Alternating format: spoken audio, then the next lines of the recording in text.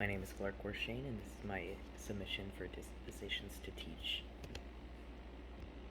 My strengths in dispositions lie mainly in the respect for diversity of others. It's, in my opinion, students do not come from a cookie cutter mold. Rather, they have different types of backgrounds and upbringings that will affect their everyday life, especially in the classroom.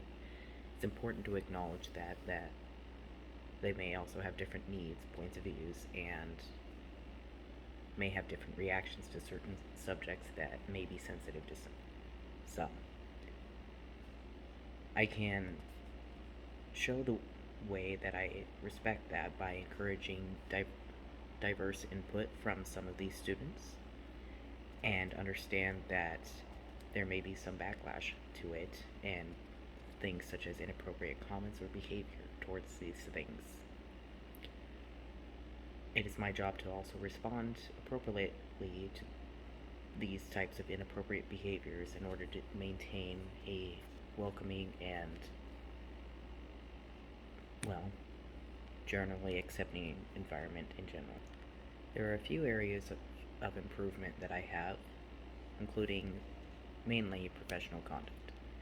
I have rarely ever been in a situation where I needed to act utmostly professional and therefore can sometimes be described as immature or not responsible. I do have some time to work on that, and I am furthering my progress in that every day. The main attribute of an educator to have is professionalism. If a teacher fully embodies professionalism, it should direct how they think and act in their everyday life, in the classroom and out of the classroom. It should dictate their appearance, such as dress code and grooming, how they speak, their attitude day in and day out, and how they go about their day. They understand that they are a model for students and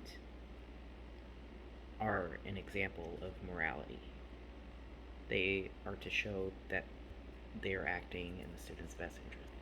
A student can be influenced by a teacher's attributes in many different ways. For example, the attentiveness of a teacher. A positive interactions, such as consistently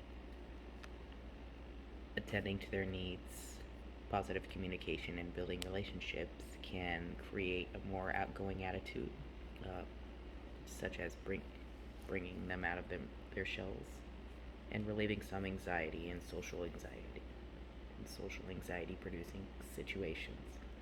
This will help a student flourish. However, ignoring them and not taking the time to connect with them can create issues with self-esteem, make it difficult to build relationships later in life, and therefore cause long-term social issues. When it comes to upholding moral expectations, there is no one-time step. Rather, it's important to understand these expectations and to regularly review and reflect on your own actions. Am I meeting the needs of everyone? Have I maybe overstepped a boundary? Have I set a good example? Are there any times that I haven't? How can I improve?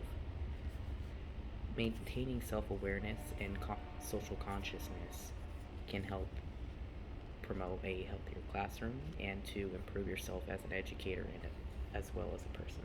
Just like upholding expectations in the classroom, promoting healthy moral development is also an ongoing process. Students are just like plants. They need constant nurturing and round-the-clock care. They may have different needs, different times that they may need help, but without you, they do not grow. As a future educator, I am a role model. I am an example. What I show them imprints on them due to their psychological standing as an adolescent. For example, many adults accidentally may forget an item in the self-checkout line. If I mention that, they may think that it's okay to not always have a moral standard in their actions. Rather, we should be promoting moral and good standing with the world.